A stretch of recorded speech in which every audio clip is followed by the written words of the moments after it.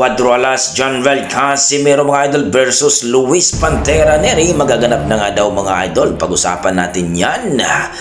Haring Turkey Alarsik mga idol, kukunin itong si Casimero para makalaban dito sa Riyadh Season, Saudi Arabia. Pag-usapan natin yan mga idol. Pero kung bago kayo sa ating YouTube channel, baka pwede makahingi ng isang like, subscribe at pakipindot na rin ang ating notification bell mga idol para ma-update kayo sa ating mga bagong video na katulad nito mga idol.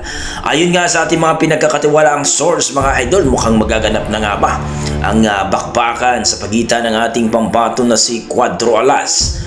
Jonvel Casimero, ang former 3 Division World Champion natin mga idol, ang nag-iisang angas ng Pinas. Dito kay Luis Pantera Nery, ang tinaguriang bad boy ng Mexico mga idol.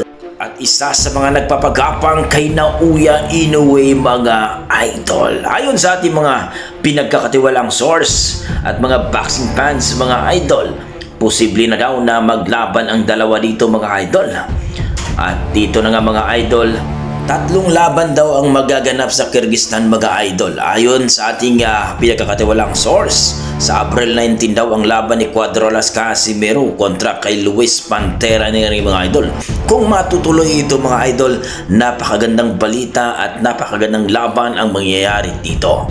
Pero ang topic natin dito mga idol, kung mananalo ba daw si Cuadro-Alas Casimero kay Luis Pantera Nery, na malakas daw ito compare kay Casimero. Pero dito mga idol, kung titingnan natin ang laban ni Cuadro-Alas Casimero nung nakaraang laban niya dito sa isang hapon, na binugbog at basag pang ilong mga idol, ay tinapos lamang sa 5th round mga idol, ay TKO na ang inabot ng hapon.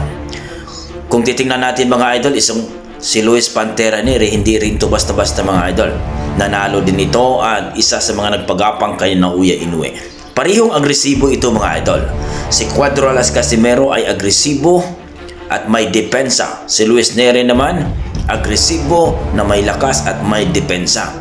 Ayon sa mga boxing fans natin, dito daw talaga makakita ng laban na malupitan, no? Cuadro-Alas Casimero versus Luis Pantera Nery. Kumbaga, magkalibel talaga sila mga idol. Si Luis Pantera Nery ay former 2 Division World Champion at si Cuadro-Alas Casimero naman ay former 3 Division World Champion. Gaya sinabi natin mga idol, ang kilang daw ni Cuadro-Alas Casimero dito, kung makipagsabayan si Luis Pantera Nery mga idol kay Cuadro-Alas, ay sigurado daw talaga. Talagang gagapang ang Mexicano mga idol at talagang mananalo itong si Cuadro-Alas Casimero. Kung gagawin na naman ni Luis Nery mga idol ang mga pinagbabawal na teknik kagaya ng ginawa ni Kamida na tinatakbuhan itong si Cuadro-Alas Casimero, ay delikado si Cuadro-Alas Casimero. Kailangan talaga magkaroon ng plan B.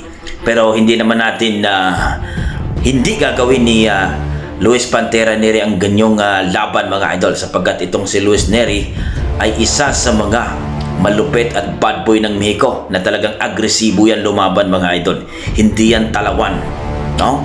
Kung baga mga idol, makipagsabayan talaga yan kay Cuadro-Alas Casimero.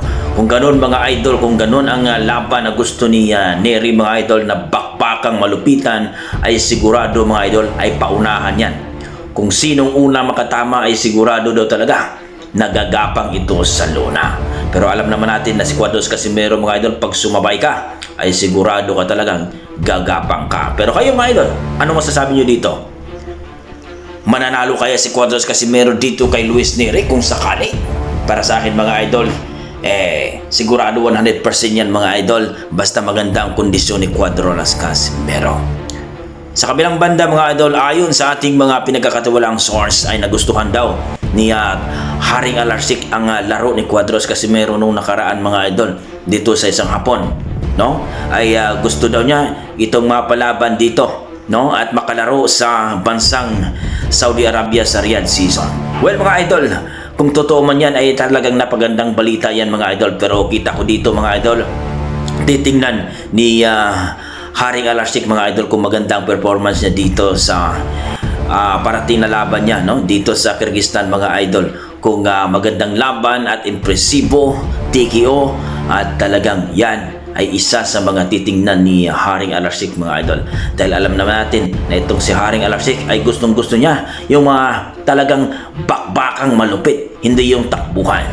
So magandang balita ito mga idol kung totoo man ito mga idol. So kayo mga idol, ano masasabi nyo dito? Dahil sa good news na mapalaban na si Cuadros Casimero dito ngayong April 19 mga idol. Please comment down below mga idol kung ano po ang inyong mga komento. Maraming salamat.